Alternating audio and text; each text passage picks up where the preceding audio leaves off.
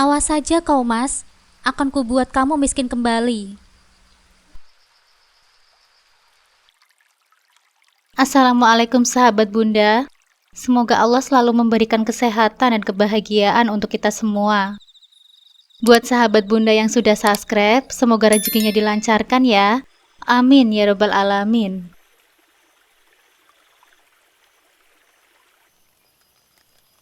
Mas, kamu mau kemana? Tanyaku sambil memegangi perut yang sudah membesar. Hari perkiraan lahiranku tinggal beberapa hari lagi, dan rasa cemas mulai menghantui. Ada urusan penting. Kamu di rumah saja. Jangan bikin aku repot, jawab Mas Wahyu dingin tanpa menoleh ke arahku. Tapi Mas, minggu ini aku seharusnya melahirkan. Bukannya Mas harus ada di sini? Tanyaku, menahan tangis yang menggenang di pelupuk mata. Belum tentu juga kapan lahirannya kan? Urusanku jauh lebih penting, balasnya dengan nada datar yang menusuk hatiku. Kok Mas tega sih? Suaraku hampir bergetar, tapi dia tidak menggubrisnya. Dengan santai, dia mengambil kunci mobil dan menuju pintu keluar. Tepat saat dia hendak membuka pintu, rasa nyeri yang tajam menyerang perutku. Aku berteriak kesakitan. Mas, perutku sakit banget Mas. Kayaknya aku mau lahiran. Dia hanya melirik sebentar, lalu berkata dengan enteng. Tahan saja dulu, gak bisa besok aja ya? Aku ada acara penting. Tapi Mas, kamu itu susah diajak kompromi. Melahirkan bisa ditunda kan? Ucapnya dengan santai, lalu keluar tanpa sedikit pun rasa peduli. Aku berdiri terhuyung, menahan sakit sambil memegangi perutku yang terasa seperti diremas.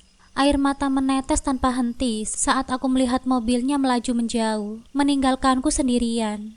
Begitulah perilaku suamiku setelah hampir 2 tahun menikmati hasil jerih payahku. Awalnya aku berpikir hubungan kami akan lebih harmonis seiring waktu. Apalagi saat aku mengandung anak pertama kami. Namun kenyataannya justru sebaliknya. Kehamilanku seolah menjadi alasan baginya untuk merasa tidak lagi memerlukan diriku seperti sebelumnya. Yang lebih menyakitkan, bukannya mendukungku, dia malah semakin menunjukkan keberpihakannya kepada keluarganya. Bahkan ketika mereka jelas-jelas salah, rasanya seperti aku telah berubah dari seorang istri menjadi seseorang yang tidak dianggap. Aku sering bertanya-tanya dalam hati, apakah semua ini salahku? Atau apakah ini sisi lain dari suamiku yang selama ini tidak pernah aku lihat? Kehamilan seharusnya menjadi momen yang paling indah, justru menjadi awal dari rasa kecewa yang mendalam. Namun aku tahu, aku harus kuat, setidaknya untuk anak yang sedang aku kandung. Bagaimanapun, dia adalah alasan terbesarku untuk bertahan, meski dunia seakan tidak berpihak padaku. Akhirnya dengan langkah tertatih, aku berjalan keluar rumah sambil membawa ponsel dan dompet. Saat tiba di depan pagar, aku melihat Bu Santi, tetangga depan rumah yang kebetulan lewat. Bu Arum kenapa Bu? Kok jalannya seperti itu? Wajahnya kok pucat sekali? Tanyanya dengan cemas. Bu Santi, tolong saya Bu. Saya mau melahirkan. Ucapku dengan suara lemah sambil memegangi tangannya. Astagfirullah, ayo kita ke rumah sakit Bu. Tunggu sebentar ya, saya ambil mobil dulu, kata Bu Santi sigap. Dalam perjalanan menuju rumah sakit, aku hanya bisa diam sambil menatap keluar jendela mobil. Air mata terus mengalir, membasahi pipiku. Mas Wahyu, kamu benar-benar tidak punya hati Mas, lirihku dalam hati, merasa hancur oleh sikapnya. Sepanjang perjalanan menuju rumah sakit, pikiranku dipenuhi dengan pertanyaan, bagaimana bisa Mas Wahyu berubah begitu drastis? Namun gelombang rasa sakit yang menusuk perutku memutus alur pikiranku. Beberapa kali aku meringis dan berteriak menahan nyeri, membuat Bu Santi yang mengemudi nampak semakin panik. Sabar ya Bu Arum, kita hampir sampai, ucapnya berusaha menenangkanku. Setelah sekitar 15 menit terjebak kemacetan, akhirnya kami tiba di rumah sakit. Begitu mobil berhenti, perawat langsung datang dengan sigap membawa kursi roda. Aku segera dibawa masuk ke dalam ruangan bersalin.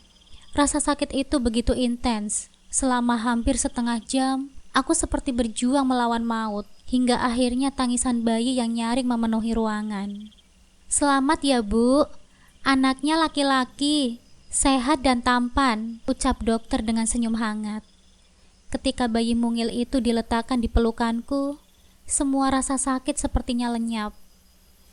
Aku menatap wajahnya yang tenang, merasa haru luar biasa.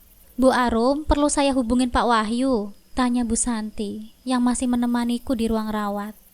Tidak usah, Bu. Terima kasih banyak ya, sudah mengantar dan menemani saya. Saya sangat berterima kasih, Bu. Jawabku, mencoba tersenyum meskipun hatiku masih terasa sesak. Ah, jangan begitu, Bu. Saya senang bisa membantu. Kalau begitu, saya permisi dulu ya. Masih ada urusan di rumah, katanya sebelum pamit. Iya, Bu. Tolong jangan bilang suami saya ya, Bu, kalau saya sudah melahirkan, pintaku. Bu Santi terlihat ragu sejenak, namun akhirnya mengangguk sebelum meninggalkan ruangan. Aku menatap bayi dalam pelukanku. Selamat datang di dunia, Nak. Sayangnya ayahmu tidak peduli sama sekali, ucapku dengan lirih. Tak lama, kedua orang tuaku tiba di rumah sakit. Papaku langsung menghampiri dengan wajah yang penuh kecemasan. Arum, alhamdulillah kamu sudah melahirkan, katanya lega. Iya, Pak, Ma, alhamdulillah prosesnya sangat lancar. Untung saja tadi ada Bu Santi yang langsung membawa saya ke sini. Ceritaku, masih merasa bersyukur. Aku memandang bayi kecilku dengan penuh cinta. Karena Mas Wahyu tidak ada di sini, aku meminta Papa untuk mengumandangkan azan di telinga anakku. Suasana menjadi penuh haru. Meskipun suamiku tidak hadir di momen penting ini, aku merasa tetap beruntung memiliki orang-orang yang peduli padaku. Tapi rasa kecewa pada Mas Wahyu masih begitu kuat. Ketika malam tiba, aku sedang merenung di kamar rawat saat ponselku tiba-tiba berdering. Nama Mas Wahyu muncul di layar. Di mana kamu? Kok rumah berantakan banget sih? Kamu tuh gak becus ya jadi istri? Suaranya terdengar marah di ujung telepon. Aku tersenyum miris. Memangnya aku peduli? Jawabku dengan singkat. Loh, kok jawabanmu begitu? Halo Arum, teriaknya. Tanpa berkata apapun, aku memutus sambungan telepon itu. Aku menarik nafas panjang, mencoba menenangkan diri. Saat itu pesan masuk dari seorang teman lama. Aku membukanya dan terkejut melihat foto-foto yang dikirimnya. Mas Wahyu, mertua, dan ipar sedang bersenang-senang di tempat rekreasi mewah dan makan di restoran mahal tadi pagi. Jadi ini yang dia sebut sibuk, gumamku sambil menahan amarah. Lebih menyakitkannya lagi, aku tahu bahwa semua itu dibiayai dengan uangku. Mas Wahyu tidak pernah memberikan nafkah sejak kami menikah, dan semua penghasilan kami berasal dari jerih payahku. Tabungan yang sudah kubangun bertahun-tahun habis untuk aset yang bodohnya aku letakkan atas nama Mas Wahyu. Kenapa aku bisa sebodoh itu? Aku mengepalkan tanganku. Mataku menatap bayi kecil yang sedang tertidur nyenyak. Mas Wahyu, kamu sudah merasa kaya ya sekarang? Tapi tunggu saja, Mas. Aku akan membuatmu jatuh miskin kembali, bisikku dengan tekad yang bulat. 2 hari dirawat di rumah sakit akhirnya berakhir. Pagi itu kedua orang tuaku mengantarku pulang. Aku merasa lega meski hati ini masih diliputi dengan rasa kecewa. Saat tiba di rumah, aku mengucapkan salam. Namun bukannya jawaban, malah suara kemarahan Mas Wahyu yang menyambutku. Kamu hilang 2 hari tanpa kabar. Kalau nggak niat pulang, mending nggak usah pulang sekalian, bentaknya. Aku hanya bisa terdiam, memilih tidak menanggapinya. Namun ketika dia berbalik melihatku menggendong bayi, wajahnya langsung berubah. Di belakangku, mama dan papaku ikut masuk, membuat suasana semakin tegang. Loh, anak kita sudah lahir. Kenapa kamu gak bilang sama aku? Tanyanya, nada suaranya tiba-tiba melunak. Aku mendesah pelan, menahan emosi. Gak usah banyak tanya, jawabku dengan dingin sambil melewatinya. Aku meletakkan tas di sofa tanpa menatapnya. Mama dan Papa hanya mengusap kepalaku penuh kasih sayang sebelum berpamitan. Aku tahu mereka ingin bertanya lebih jauh soal Mas Wahyu, tapi aku tidak memberikannya ruang untuk itu. Aku tidak ingin rencanaku berantakan. 2 tahun pernikahan ini, aku tidak rela semuanya sia-sia. Mas Wahyu mendekatiku lagi, mencoba menarik perhatian. Namanya siapa, Rum? Aku mau gendong bayi kita, ujarnya. Aku tetap mengabaikannya, membawa Arka bayiku ke kamar tanpa sepatah kata pun. Di belakangku, aku bisa mendengar nada bingung dan kesal dari suaranya. "Kok diam saja? Aku tanya loh," serunya. "Nanya buat apa, Mas?" Aku berbalik menatapnya. Dia terlihat bingung. "Kamu kenapa sih? Kok aneh banget belakangan ini?" Aku sudah tidak peduli. Kesabaran yang selama ini aku pertahankan sudah habis. Semua pengorbananku selama ini tidak pernah dihargai.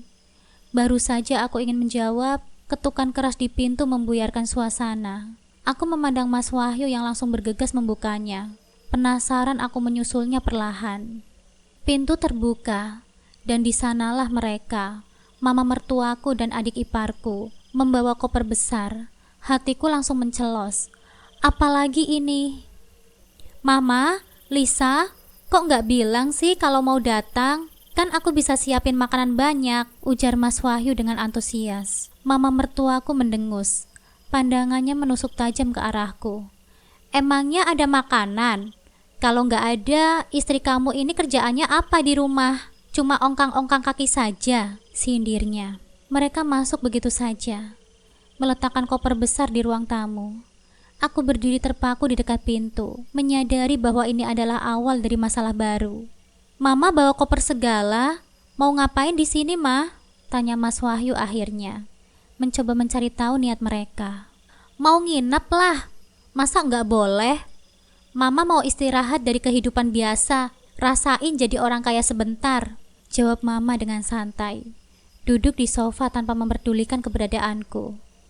Aku hanya bisa menatap dengan pandangan kosong. Sudah terlalu sering mereka berbuat seperti itu, tapi kali ini aku tidak akan membiarkan mereka menginjak-injak harga diriku lagi. Aku melangkah pergi meninggalkan mereka di ruang tamu. Biarkan saja mereka menikmati kenyamanan ini sebentar. Aku sudah punya rencana besar yang akan mengubah segalanya. "Hai Arum," suara keras mama mertuaku menghentikan langkahku. Aku menoleh, hanya menunggu dia melanjutkan kalimatnya. "Bawa koper saya ke dalam. Kamu itu menantu macam apa sih? Lewat aja tanpa bantuin." "Iya, sekalian nih koper aku juga. Berat tahu bawanya dari tadi," tambah Lisa. Aku menarik nafas dalam-dalam, lalu membalas dengan nada dingin. "Angkat aja sendiri. Saya bukan pembantu," kataku menggantung di udara, meninggalkan keheningan yang menyesakan. Aku melangkah pergi tanpa menunggu respon mereka, merasa lebih mantap dengan keputusanku. Sudah cukup aku menjadi korban mereka selama ini. Sekarang waktunya aku untuk bertindak. "Kamu itu kok jadi gak sopan banget sih sama Mama, Rum? Aku tahu kamu baru melahirkan, tapi kenapa sikap kamu sekarang jadi aneh banget? Kalau begini terus, aku bisa gak tahan tinggal sama kamu." Mas Wahyu mengomel tanpa henti, seolah lupa betapa sering dia sendiri yang menjadi akar permasalahan. Aku hanya meliriknya sekilas, lalu membalikkan badan, mencari posisi tidur yang nyaman. Biar saja dia berpikir sendiri. Apa dia benar-benar lupa? Mama dan adik ipar itu selalu datang ke rumah, memperlakukanku seperti pembantu mereka. Sikapnya yang terus membiarkan itu terjadi membuatku muak. Ini bukan tanpa alasan. Aku tidak akan bersikap seperti ini jika tidak ada pemicunya. "Capek ngomong sama kamu, Rum," gumamnya sambil melangkah pergi. Tak lama setelah dia keluar dari kamar, ponselku berdering. Aku menatap layar sebentar, lalu tersenyum tipis sebelum menggeser ikon hijau. "Halo?" sapaku dengan suara tenang. "Halo Arum, aku sudah baca pesanmu," jawab suara di ujung sana. "Baguslah," balasku sambil mengangguk kecil. "Jadi bagaimana menurutmu? Gak ada masalah, aku siap menjalankannya." "Hebat, lakukan secara perlahan, tapi pastikan rasanya menyakitkan," ucapku dengan nada pelan, namun penuh tekad. "Tenang saja, semuanya bakal beres. Kamu akan dapat apa yang kamu inginkan. Kerjakan sebaik mungkin." Aku mengakhiri panggilan dan meletakkan ponsel itu di atas meja. Sebuah senyum samar menghiasi wajahku. Mataku beralih kepada Arka, bayiku, yang tertidur pulas di tempat tidur. "Ayahmu akan kita hancurkan perlahan-lahan, Nak. Perlahan tapi cukup untuk membuatnya merasa semua ini tidak termaafkan." Aku membisikkan kata-kata itu dengan lembut, lebih untuk diriku sendiri. Kini aku tahu apa langkah berikutnya. Semua harus sesuai dengan rencana. Beberapa hari kemudian, Saat aku sedang berada di dapur menyiapkan susu untuk Arka, suara berat terdengar dari belakangku. "Arum, aku butuh uang." Aku menoleh sekilas, mendapati Mas Wahyu berdiri di sana dengan wajah yang penuh harap. Soal keuangan memang aku yang memegang kendali. Semua ada di tanganku. Tanpa aku, Mas Wahyu bukan siapa-siapa dalam urusan ini. Aku membuka dompet dengan tenang, mengeluarkan beberapa keping uang receh, lalu menyerahkannya padanya. "Kamu serius? Ini berapa, Arum? Aku butuh uang, bukan recehan begini. Aku butuh banget sekarang, Rom. Mama sama Lisa lagi pengen makan pizza." Protesnya dengan nada kesal. Aku hanya mengangkat bahu, tak menggubrisnya. Fokusku kembali kepada Arka, yang nampak anteng di kursinya.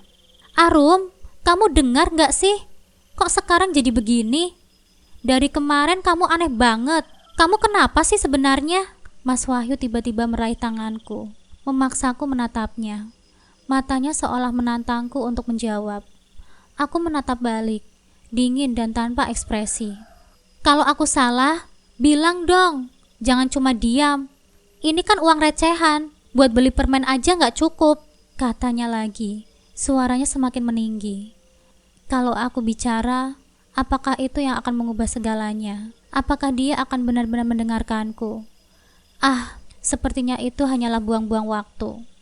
Aku tetap diam, membalas tatapannya tanpa mengatakan apapun. Mas Wahyu akhirnya menghela nafas panjang, melempar uang recehan itu ke meja dengan kesal. Dia melepaskan genggamannya dari lenganku dan berbalik pergi. Aku menghela nafas pelan, menatap Arka yang mulai mengoceh kecil. Dalam hati, aku berkata, "Memangnya kamu saja yang bisa seperti itu, Mas? Aku juga bisa, bahkan lebih dari itu." Namun hanya selang beberapa menit mama mertuaku mendatangiku dengan muka yang penuh amarah. "Arum, apa maksud kamu ngasih uang recehan itu? Kamu menganggap kami sebagai anak kecil dari jalanan. Dasar menantu gak benar." Mama mertuaku terlihat marah. Dia berkaca pinggang di hadapanku. Wajahnya terlihat memerah. Sepertinya dia tersinggung sekali. Aku tidak peduli sama sekali. Mama mertuaku menghampiriku dengan wajah marahnya. Aku menatap Arka, mencubit lembut pipinya, seolah tidak menganggap mama mertuaku di sebelahku.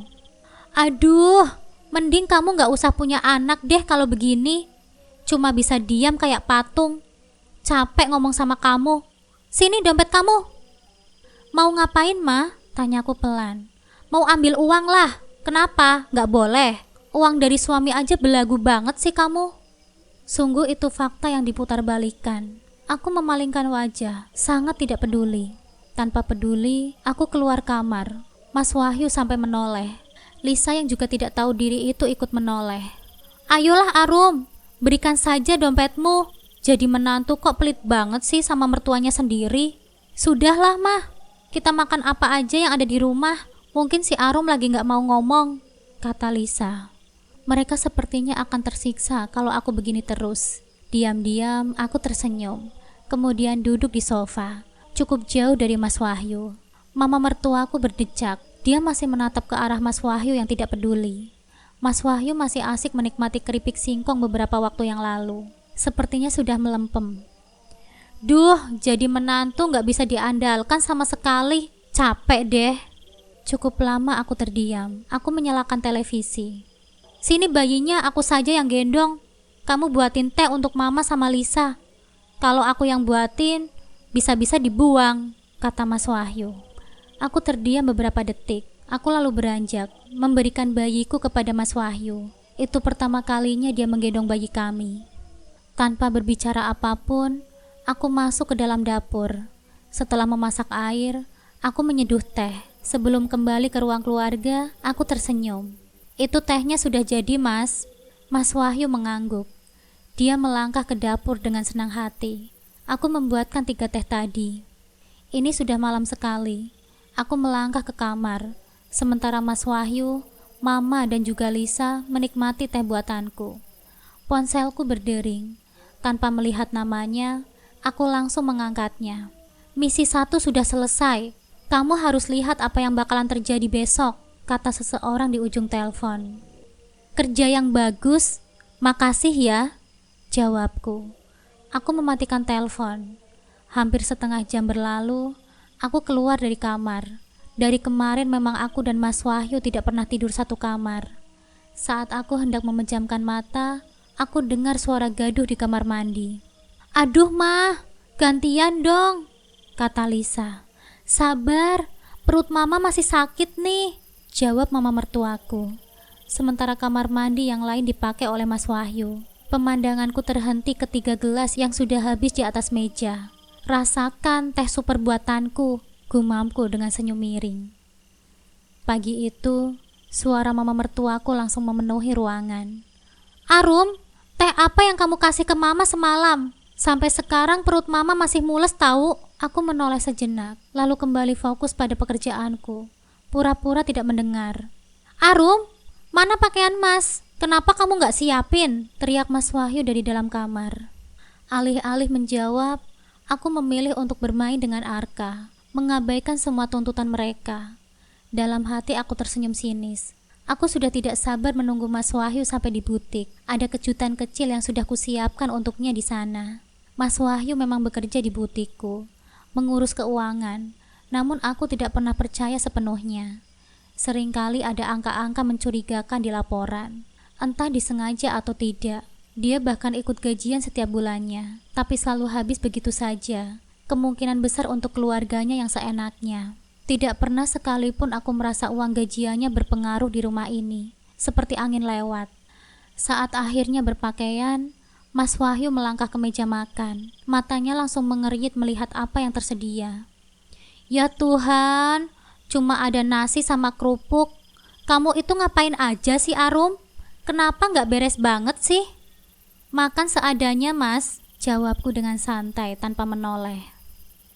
"Uang kamu kan banyak, masa cuma bisa kasih makan kerupuk aja? Mana ada gizinya sih?" Aku menatapnya dingin. Aku tidak peduli. Sebenarnya aku sudah memasak nasi goreng, tapi hanya sedikit dan sengaja aku sembunyikan untuk sarapanku sendiri nanti. Lagi pula, selama aku di rumah sakit 2 hari yang lalu, entah bagaimana bahan makanan di rumah ini lenyap. Lemari pendingin kosong melompong. "Arum, kamu itu dengar gak sih?" Suara Mas Wahyu mulai meninggi. "Dengar mas." "Terus, kenapa kamu diam aja kayak patung?" Aku hanya mengangkat bahu tanpa menjawab. Pandanganku turun ke arah celana pendek yang masih dikenakannya. Dia pasti kebingungan mencari pakaian kerja karena tidak pernah mengambil sendiri dari lemari. Mataku melirik jam dinding. Mas Wahyu sudah terlambat, tapi itu bukan urusanku. "Arum, Arum." Dia mengacak-ngacak rambutnya, lalu pergi meninggalkan meja makan dengan wajah kesal. Saat aku kembali ke ruang tamu, dia masih duduk di sana, menikmati kerupuknya. "Tega banget ya kamu Arum. Suami sendiri dikasih makan kerupuk." Mama mertua ikut menimpali, memandangku dengan tajam. "Iya, Mbak Arum ini pelit banget sih sekarang," tambah Lisa, adik iparku, dengan nada menyindir. Biarlah mereka bilang aku pelit, lebih baik begitu daripada semua hartaku terkuras habis. "Makanya, kalau gajian jangan sekali lewat," sindirku sambil meletakkan segelas air putih di depan Mas Wahyu. "Kurus kering mama di sini, bukannya hidup lebih enak, malah semakin sengsara." Mama mertuaku kembali mengeluh. "Kalau begitu pulang aja, Ma," gumamku dengan santai. Cukup pelan tapi jelas terdengar. Mama langsung melotot, tapi aku sudah melangkah pergi ke kamar tanpa menunggu balasannya. Anggap saja tadi itu hanyalah angin lalu. Ketika aku keluar kamar, Mas Wahyu sudah pergi. Tinggal mama mertua dan Lisa yang masih asik duduk di sofa, menghabiskan sisa biskuit di kaleng. "Lapar banget, tersiksa di rumah ini," keluh mama lagi. "Iya mah, Lisa juga lapar banget mah," sambung Lisa, menyuapkan biskuit ke mulutnya. Aku mendekat, menatap kaleng biskuit yang mereka pegang. Dengan tenang, aku mengambilnya dari tangan mama. Kenapa lagi? Makan biskuit aja nggak boleh," protes mama. "Ini kadaluarsa Ma," jawabku dengan singkat sambil menyerahkan kaleng itu kembali. "Serius? Lisa, coba lihat." Lisa memeriksa tanggal di kaleng, lalu wajahnya berubah pucat. "Ya ampun Ma, kita makan biskuit kadaluarsa Ma. Pantes aja perut mama rasanya mules dari semalam." seru Mama sambil berlari ke arah kamar mandi. Aku hanya tersenyum kecil, menatap kaleng itu dengan puas. Selamat menikmati di hari-hari baru di rumah ini, pikirku dalam hati. Beberapa hari setelahnya, aku yang sedang menyuapi Arka dikejutkan oleh suara pintu rumah yang tiba-tiba terbuka tanpa diketuk. Aku menoleh. Nampak wajah Mas Wahyu yang kusut berdiri di ambang pintu. Aku melirik ke arah jam dinding. Baru 2 jam berlalu sejak Mas Wahyu pergi ke butik. Aku tersenyum tipis, kembali fokus menyuapi Arka sambil menunggu kejutan yang mungkin dibawa oleh Mas Wahyu. Loh, Wahyu, kamu kok sudah pulang? Wajahmu kusut banget, kayak belum digosok. Tadi perasaan baik-baik aja, ujar mama mertuaku yang terlihat kebingungan. Sementara aku memilih untuk diam, tidak ingin menimpalinya. Mas Wahyu tidak langsung menjawab. Dia melepas sepatunya perlahan. Wajahnya menunjukkan kekesalan yang tertahan. Perutmu kosong. Jangan-jangan ini gara-gara si Arum itu lagi, ucap mama sambil mengerutkan dahi. Bukan itu, Ma, jawab Mas Wahyu dengan nada bergetar. Lalu apa? Kamu jangan sampai ikut-ikutan kayak Arum ya. Cuma diam saja bikin mama pusing. Iya, Ma, Mbak Arum itu memang bikin kesal. Nanti kita beli makanan aja di luar, celutuk Lisa. Mama mendengus pelan. Pakai uang siapa, Lisa? Jangan asal ngomong kamu. Siapa tahu, Ma, Lisa menjawab pelan. Tak mau memperpanjang percakapan. Dari sudut mataku, aku melihat Mas Wahyu meletakkan sepatunya lalu melepas jasnya. Dia mendekat ke arahku. Sebentar lagi, mungkin ada sesuatu berita yang menarik dari Mas Wahyu. Namun langkahnya terhenti tepat di hadapanku. Saat aku mendongak, matanya merah, penuh amarah. Kenapa kamu menggantikan posisiku di butik dengan orang lain, Arum? Kamu pecat aku? Kok tega banget sih kamu? Bahkan tanpa ngomong aku dulu lagi. Terus aku kerja apa sekarang? Terus aku harus bagaimana lagi, Mas? Jawabku dengan suara pelan. Ya ampun, kamu kayaknya beneran kemasukan setan ya, Rum. Dari habis melahirkan kayak gini. Lama-lama pusing lihat kamu, Arum, kata Mas Wahyu.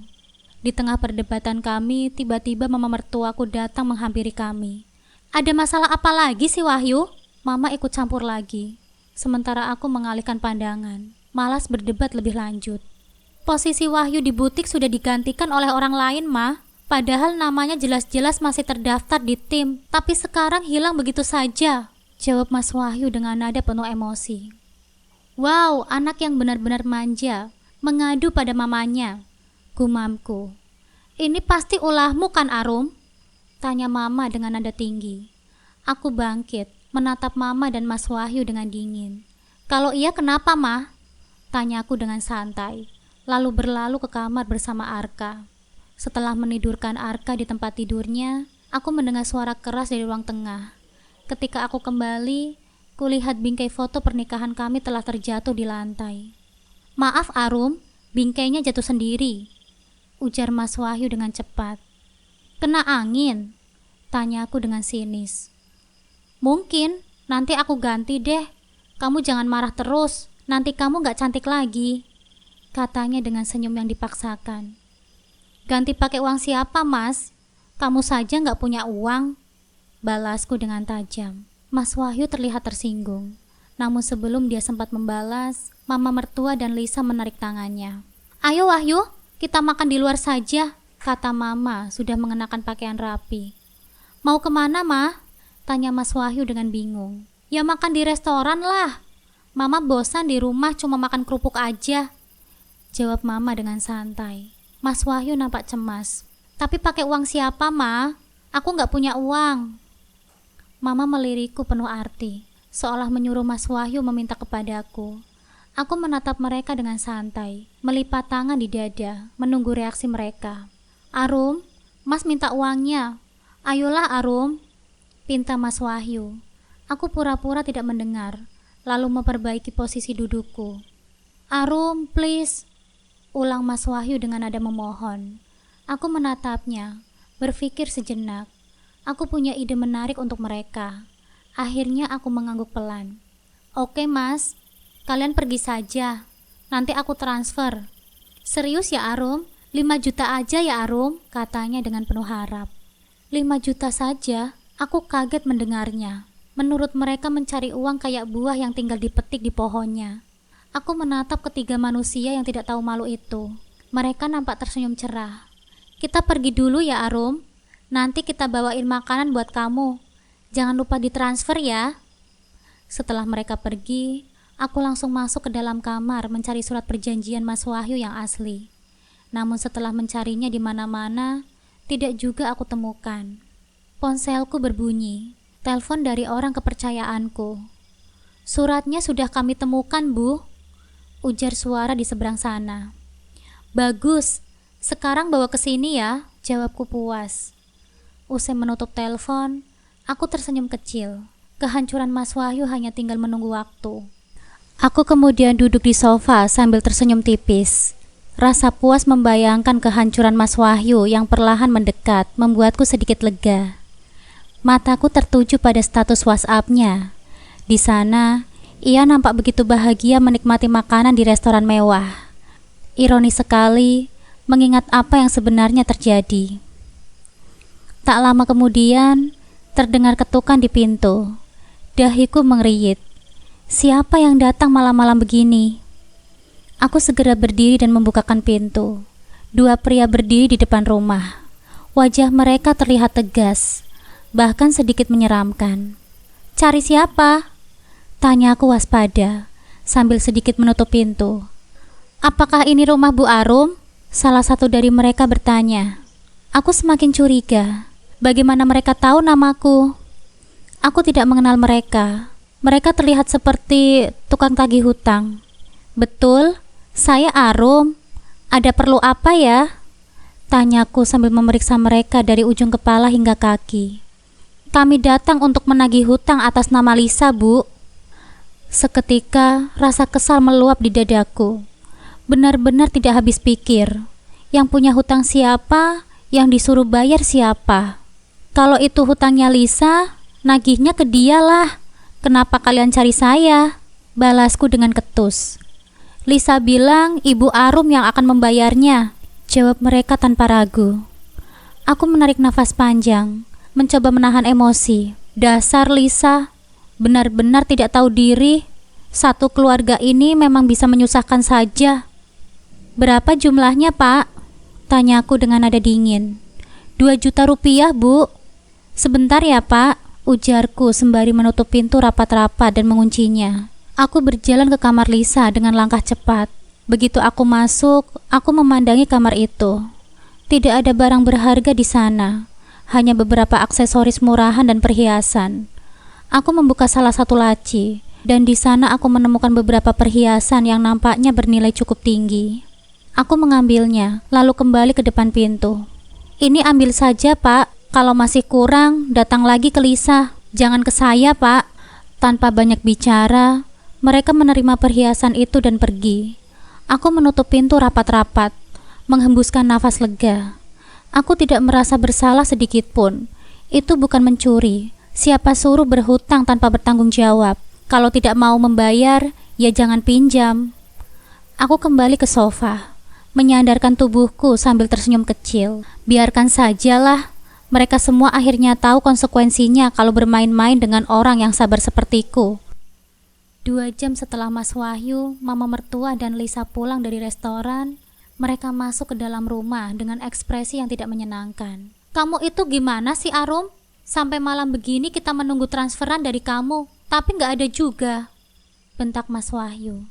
Aku memandang mereka sekilas, lalu melanjutkan pekerjaanku tanpa peduli. Memalukan sekali, kamu ini nggak tahu diri. Ujar Mama mertua sambil melempar tas ke sofa dengan kasar. Iya Mbak Arum, tadi aku sampai malu banget loh. Temanku lihat kita nggak bisa bayar makanannya. Apa coba kata mereka? Lisa menambahkan. Wajahnya penuh rasa malu yang sulit disembunyikan. Aku hanya tersenyum tipis sambil terus menyapu. Ngerasain kalian, makan tanpa uang. Siapa suruh sok-sokan? Kalau nggak punya uang, jangan nekat makan di restoran mahal. Gumamku dengan lirih. Kamu tadi bilang mau transfer uang kan? Kenapa nggak kamu lakukan? Aku benar-benar capek sama sikapmu yang kayak gini terus. ujar Mas Wahyu lagi sambil mengacak-ngacak rambutnya kesal. Aku bisa membayangkan betapa malunya mereka tadi. Diam-diam aku tersenyum puas. Mau bersenang-senang, tapi gak mau susah. Maunya enak aja, tapi pakai uangku. Maaf ya, sudah cukup selama ini. Aku kembali menyapu, tidak peduli dengan mereka. Bagaimana mereka bayar tagihan tadi, aku juga tidak mau tahu. Setelah selesai menyapu, aku langsung masuk ke dalam kamar, meninggalkan drama mereka. Saat sedang beristirahat, ponselku berdering. Aku melirik ke ruang keluarga, memastikan tidak ada Mas Wahyu, mama mertua atau Lisa. Kali ini aku bebas. Aku segera mengangkat telepon tersebut. Halo, iya, misi kedua sudah selesai, Bu. Suara seseorang di ujung telepon membuat senyumku melebar. Kerja yang bagus, jawabku. Besok saya akan datang ke rumah ya, Bu. Oke, saya tunggu. Aku menutup telepon itu dan meletakkannya di atas meja. Senyum kecil menghiasi wajahku. Aku sudah tidak sabar menunggu besok. Tengah malam, ketenangan rumah pecah oleh suara Lisa yang melengking. Kenapa semua perhiasanku hilang? Padahal tadi sebelum kita pergi makan, aku taruh semuanya di sini. Teriaknya dengan panik. Aku hanya mendengar dari dalam kamar. Tersenyum tipis. Siapa suruh punya hutang tapi tidak mau bayar? Rasakan itu akibatnya. Astaga, kok bisa hilang sih? Jangan-jangan ada tuyul di rumah ini, kata mama mertuaku dengan suara menyindir, seolah menyindirku. Arum, kamu tahu nggak perhiasan Lisa di mana? Kamu kan yang ada di rumah tadi. Mas Wahyu bertanya dengan nada curiga. Aku keluar dari dalam kamar dengan tenang. Oh, perhiasan itu udah aku pakai buat bayar hutang, Mas, jawabku dengan datar. Hutang?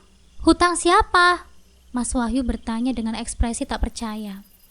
Adikmu lah, siapa lagi? Jawabku sambil berlalu.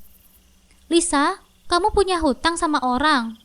Tanya Mas Wahyu, nadanya mulai marah. Sedikit kok, Mas, jawab Lisa dengan pelan sambil tersenyum kecut. Aku menyela.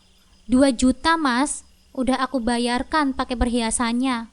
Mbak, perhiasan itu kalau dijual nilainya lebih dari 2 juta, Mbak. Kenapa kamu kasih semuanya? Protes Lisa. Aku hanya mengangkat bahu. Makanya jangan punya hutang kalau nggak mau bayar. Keesokan harinya, aku duduk di sofa sambil menggendong Arka. Tangannya yang mungil membuatku tersenyum lembut. Mas Wahyu datang mendekat. Sayang, katanya sambil menyentuh pipi Arka. Mama mertuaku yang juga ikut bergabung. Kita makan apa siang ini? Tanyanya sambil duduk di depan TV. Tidak ada yang menjawab pertanyaan itu. Aku sibuk dengan Arka. Mas Wahyu juga terlihat sibuk dengan ponselnya. Jawab dulu pertanyaan Mama, Wahyu. Hari ini kita makan apa, Arum? Mas Wahyu akhirnya bertanya padaku. Aku mengangkat bahu. Nggak tahu, Mas. Loh, kamu gimana sih? Jadi istri kok nggak becus? Ya ampun, bisa kurus kering beneran kami di rumah ini. Bisa kurus kering beneran kami di rumah ini, Wahyu. Semuanya nggak diurusin, kata mama mertuaku. Tolong serius, Arum. Mas Wahyu mendelik padaku. Baiklah, aku beranjak. Arka sudah ada di tangan Mas Wahyu. Kebetulan di lemari pendingin masih ada beberapa potong ayam. Cukup untuk siang ini. Sebelum menggoreng untuk Mas Wahyu, Mama dan Lisa, aku menggoreng ayam itu untuk diriku sendiri. Kemudian memakannya sendirian. Baru menggoreng untuk mereka. Aku baru saja memasukkan 3 potong ayam ke dalam minyak panas. Terdengar teriakan Mas Wahyu. Arum, anak kamu nangis nih. Aduh, dia tidak bisa menjaga anak atau apa, pikirku. Aku meletakkan piring ke sembarang tempat. Buru-buru mengambil alih menggendong Arka. Itu tinggal dibalik. Suruh Lisa aja. Aku berkata ke Mas Wahyu dan membawa Arka ke dalam kamar. Ketika keluar lagi, aku melihat kekacauan di dalam dapur. Ayam yang digoreng telah gosong semua. Beberapa menit, Arka akhirnya tertidur. Aku tersenyum. Melihat Arka tenang, itu membuatku bahagia. Ya ampun, minyaknya meletus-meletus. Teriakan Lisa terdengar. Aku membiarkannya saja, memilih untuk fokus di dalam kamar. Aku juga sempat mencuci wajan. Sudah aman. Aku juga sudah makan. Untung saja aku duluan makan. Kalau bareng mereka, Entah apa yang terjadi. Setelah memastikan Arka masih tertidur, aku baru keluar kamar, memastikan apa yang terjadi di dapur. Langkahku terhenti. Lihatlah, seperti kapal pecah. Aku menggelengkan kepala melihat minyak tumpah semuanya. Menghabiskan uang saja. Tidak bisa disuruh-suruh. Aduh, ayam itu nyusahin banget sih, kata Lisa. Aku kembali berhenti di dekat meja makan, menatap ayam yang terlihat gosong. Itu sudah bukan seperti ayam yang digoreng lagi. Hampir saja tawaku meledak. Itu salah Lisa, terlalu dimanjakan. Tidak bisa memasak, hanya bisa menghabiskan uang saja. Tidak jauh berbeda dari Mas Wahyu. Ayamnya habis perang? Tanyaku pada Mas Wahyu yang memasang wajah kecut. Gak ada masakan lain ya? Mama sudah gak nafsu makan melihat ayam seperti itu, kata mama mertua. Aku menggelengkan kepala. Pakai kerupuk yang tadi aja, Ma. Mama mendelik ke arahku, memilih untuk mengambil makanan itu. Nikmatin saja ayam gosong itu. Aku hanya menatapnya dari jauh. Aku semakin merasa beruntung karena sudah makan tadi. Gak usah diliatin, Mas tahu kamu sudah makan, kata Mas Wahyu ketus. Terus kenapa, Mas? Tanyaku dengan pelan. Terserah kamu, dari kemarin kamu itu aneh banget. Ternyata gampang sekali membuat keluarga Mas Wahyu kesal. Pintu rumah diketuk, aku melangkah ke depan, meninggalkan keluarga Mas Wahyu yang aneh. Ketika pintu terbuka, aku terdiam melihat siapa yang datang. Halo Arum, tanganku mengepal. Orang yang sejak dulu aku benci dan menjadi parasit di dalam hidupku. Bertambah lagi manusia tidak tahu diri ini. Ngapain kamu kesini?